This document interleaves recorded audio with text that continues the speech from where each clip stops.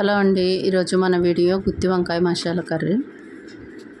దీనికి కావలసిన పదార్థాలు ఇక్కడ మూడు కూరగాయలతో నేను ములక్కాయలు, టమాటాలు, గుత్తి వంకాయతో నేను ఇలా కర్రీ చేశాను. ఇది టిఫిన్స్లోకి, రైస్లోకి చాలా బాగుంటుంది. తర్వాత ఈ పద్ధతిలో మీరు చేశారంటే చాలా టేస్ట్గా ఉంటుంది. అయితే దానికి కావలసిన పదార్థాలు ఒకసారి చూడండి. వంకాయలు, ములక్కాయలు, టమాటాలు, ఉల్లిపాయలు, పచ్చిమిరపకాయలు, ఒక కప్పు పెరుగు, అల్లం వెల్లుల్లి పేస్టు, కరివేపాకు, తర్వాత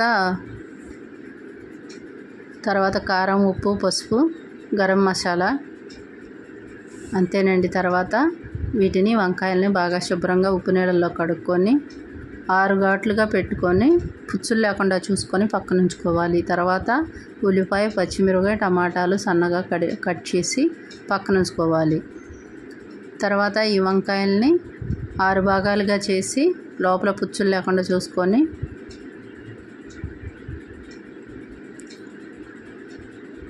తర్వాత స్టవ్ వెలిగించి ఆయిల్ పోసి ఆయిల్ హీట్ ఎక్కిన తర్వాత ఈ వంకాయలన్నింటినీ కూడా బాగా దోరగా వేయించుకోవాలి.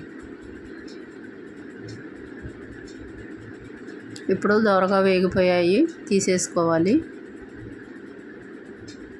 అదే ఆయిల్లో పోపు దినుసులు, ఎండుమిర్చి, ఆవాలు వేసుకొని ఎర్రగా వేగిన తర్వాత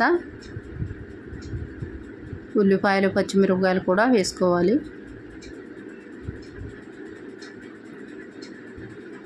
ఈ ఉల్లిపాయలు వేగడానికి 1/2 టేబుల్ స్పూన్ సాల్ట్ వేసుకోవాలి.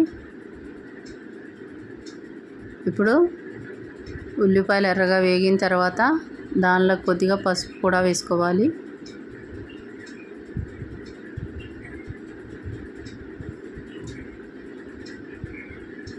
ఇప్పుడు ఉల్లిపాయలు మగ్గిపోయాయి. తర్వాత ఈ మగ్గిన ఉల్లిపాయల్లో కట్ చేసిన టమాటాలు వేసుకోవాలి. 2 నిమిషాలు మూత పెట్టుకున్న తర్వాత దీనిలో ములక్కాయలు కూడా వేసుకోవాలి. మరలా 2 నిమిషాలు మూత పెట్టి మగ్గించాలి. తర్వాత ధనియాలు, జీలకర్ర పొడి వేసుకోవాలి. గరం మసాలా పొడి వేసుకోవాలి.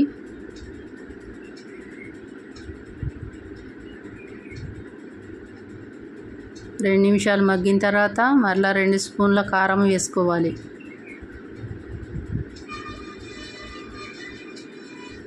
ఇప్పుడు బాగా వేగిపోయి దగ్గర పడ్డాయి. 2 నిమిషాలు మళ్ళీ మూత పెట్టుకొని కొద్దిగా వాటర్ వేసి బాగా ఉడికించుకోవాలి. తర్వాత కొద్దిగా చింతపండు రసం వేసుకోవాలి. బాగా మగ్గిపోయిన తర్వాత మనం తీసి పెట్టుకున్న పెరుగుని బాగా స్పూన్తో మెత్తగా చేసి దాన్ని వేసుకోవాలి. బాగా తిప్పుకోవాలి. ఇప్పుడు మాడిపోకుండా ములక్కాయలు బాగా మెత్తగా ఉడుకుతాయి. చూడండి, దగ్గర పడింది, బాగా కుక్ అయిపోయింది కర్రీ. తర్వాత ఈ టైంలో వంకాయలు వేసుకొని బాగా ఉడికించుకోవాలి. ఇందాక మనం నూనెలో వేసాం కదా, ఇప్పుడు మళ్ళీ ఈ పులుసులో బాగా ఉడికించాలి. తర్వాత మళ్ళీ 2 నిమిషాల పాటు ఉడికించుకోవాలి. కూర రెడీ అయిపోతుంది.